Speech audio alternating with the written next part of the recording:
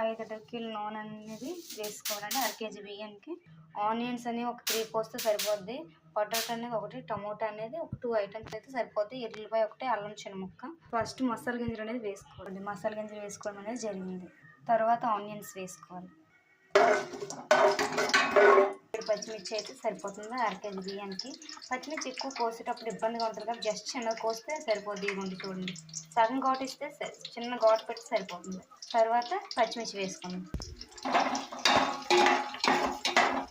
ఇదిగోండి పచ్చిమిర్చి వేసి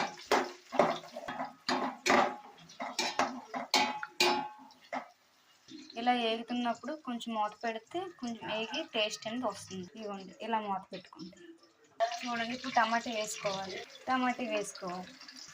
అన్నిటిని బాగా ఇలా వేపాలి. ఇదిగోండి బంగాళదుంపలు వేసుకోవాలి. సాల్ట్ స్పూన్ వేసుకుంటే సరిపోతుంది. జస్ట్ టేస్ట్ కోసం కొంచెం కారం వేసుకుంటే సరిపోతుంది.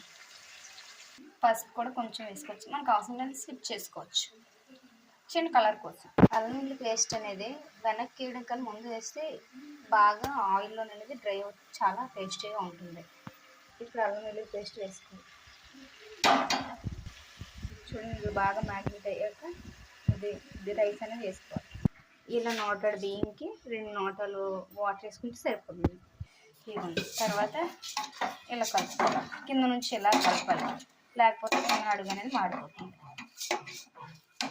ఇవ్వండి వాటర్,